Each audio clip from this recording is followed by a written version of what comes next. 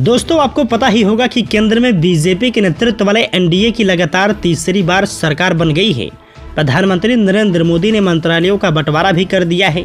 इस बीच महाराष्ट्र में एनडीए के सहयोगी घटक दल शिवसेना एकनाथ शिंदे और एनसीपी अजित पवार खेमे में नाराजगी की खबरें सामने आ रही हैं। कहा जा रहा है कि ये दोनों ही दल मोदी कैबिनेट में जगह नहीं मिलने से खफा हैं और अब खुलकर बयानबाजी भी करने लगे हैं। दोनों ही दलों ने बीजेपी पर एनडीए के अन्य घटकों दलों के प्रति पक्षतापूर्ण रवैया अपनाने का भी आरोप लगाया है। दरअसल एकनाथ शिंदे की शिवसेना के नेता श्रीरंग बारणे ने कहा कि हमारी पार्टी ने 15 सीटों पर चुनाव लड़ा था, इनमें 7 सीटों पर जीत हासिल की है। ऐसे में हमें एक कैबिनेट मंत्री के साथ साथ एक राज्य मंत्री का पद भी दिया जाना चाहिए था। उन्होंने आगे कहा, जनता दल सेकुलर के 2 सांसद हैं और एचडी कुमार स्वामी को कैबिनेट में जगह दी गई। इसी तरह हिंदुस्तान आवामी मोर्चा से एकमात्र सांसद हैं और जीतन राम मांझी को कैबिनेट मंत्री बनाया गया है। लोक जनशक्ति पार्टी रामविलास के 5 सांसद हैं और चिराग पासवान को कैबिनेट मंत्री बनाया गया।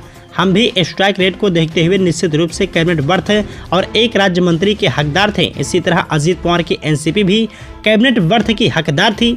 श्रीरंग बारणे ने पुणे के मावल सीट से तीसरी बार लोकसभा चुनाव जीता है। उन्होंने इस बार उद्धव ठाकरे के नेतृत्व वाली शिवसेना यूबीटी के उम्मीदवार को हराया है। बारणे ने कहा कि चूंकि महाराष्ट्र विधानसभा चुनाव में महज 3 महीने का समय बचा है, ऐसे में बीजेपी शिवसेना को एक कैबिनेट और राज्य मंत्री का पद दे सकती थी। उन्होंने कहा, बीजेपी ने 28 सीटों पर चुनाव लड़ा था, लेकिन उसे सिर्फ 9 सीटें मिली, जबकि शिंदे की अगुवाई वाली शिवसेना ने 15 में से 7 सीटें जीती।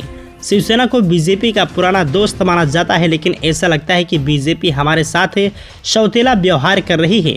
बारणे का कहना था कि जेडीयू और टीडीपी के बाद शिवसेना बीजेपी की तीसरी सबसे मजबूत सहयोगी पार्टी है। इसी तरह पुणे के पिपरी से एनसीपी विधायक अन्ना बनसोड़े ने भी केंद्रीय मंत्रिमंडल को लेकर बयान दिया है। उन्होंने कहा, पवार और शिंदे दोनों ने अपनी मूल पार्टियों से अलग होकर और बीजेपी के साथ गठबंधन करके एक बड़ा फैसला लिया है।